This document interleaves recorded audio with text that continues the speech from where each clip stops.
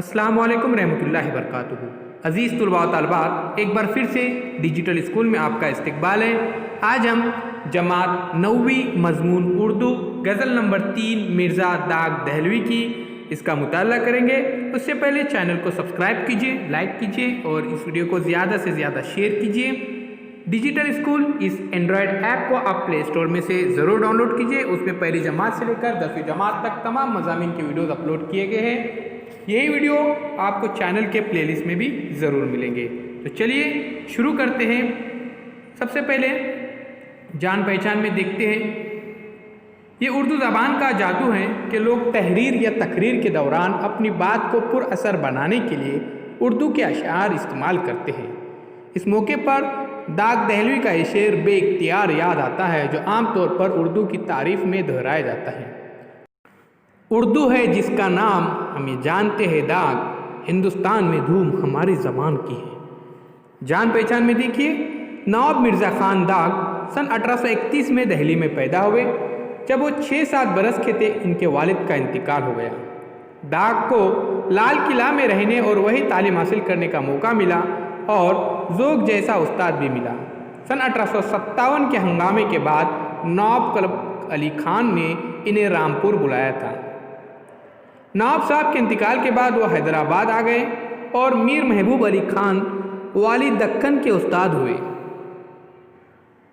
اور بلبل ہندوستان اور فصیح الملک کی کتابات پائے۔ سن 1905 میں ان کا انتقال ہوا۔ یہ مختصر سا تعارف تھا۔ مرزا داغ دہلوی، داغ ان کا تخلص تھا۔ پیارے بچوں، اب میں کچھ اشعار پڑھتا ہوں، اس کے بعد اس کا مطلب واضح کرتا ہوں، ضرور سنیے گا۔ اس سے پہلے چینل کو سبسکرائب کیجئے، لائک کیجئے اور اس ویڈیو کو زیادہ سے زیادہ شیئر کیجئے۔ خاطر سے یا لحاظ سے میں مان تو گیا، خاطر سے یا لحاظ سے میں تو مان تو گیا، جھوٹی قسم سے آپ کا ایمان تو گیا۔ دوست کا پاس و لحاظ رکھتے ہوئے شاعر کہتے ہیں کہ اس کی بات میں نے مان لی، لیکن اس کی جھوٹی قسم سے دوست کا ایمان چلا گیا۔ معاملات عشق میں شاعر ہمیشہ دوست کا احترام کرتا ہے، وفا کرتا ہے اور بڑی احتیاط سے ہر قدم اٹھاتا ہے، جبکہ دوست کا برتاؤ اور رویہ اس کے بالکل برعکس ہے۔ باوجود اس کے شاعر صبر اور ذمہ داری نبھانے کا مظاہرہ کرتا ہے۔ شعر میں دوست اپنی غلطیوں اور بے وفائی کی حرکتوں کی تعویل پیش کر رہا ہے، یہ جانتے ہوئے بھی کہ دوست جھوٹ کہہ رہا ہے۔ دل لے کے مفت کہتے ہیں کچھ کام کا نہیں، دل لے کے مفت کہتے ہیں کچھ کام کا نہیں، الٹی شکایتیں ہوئی احسان تو گیا۔ یہاں پر وہ کہہ رہے ہیں کہ عشق میں ستم ڈھانا معشوق کا شیوا ہے، اور یہ ستم بے نیازی، لاپرواہی اور احسان فراموشی کی صورت میں ظاہر ہوتا ہے۔ اس نے اپنی نظروں کے تیر چلائے، شاعر کو اپنا اسیر بنا لیا۔ شاعر نے بھی اس پر اپنا سب کچھ نچاور کر دیا اور اس معاملے میں وہ بے لوث اور بے غرض جذبات کے ساتھ تعلقات نبھاتا رہا ہے۔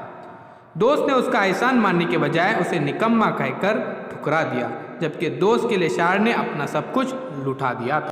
تیسرے اشعار میں کہہ رہا ہے کہ افشائے راز عشق میں گو ذلتیں ہوئی، افشائے راز عشق میں گو ذلتیں ہوئی، لیکن اسے جتا تو دیا جان تو گیا۔ اگرچہ عشق کا راز فاش کرنے میں بے عزتی کا سامنا کرنا پڑا، لیکن اسے آگاہ کرنے میں مجھے اطمینان ملا ہے۔ اس طرح سے یہاں پر کہہ رہے ہیں۔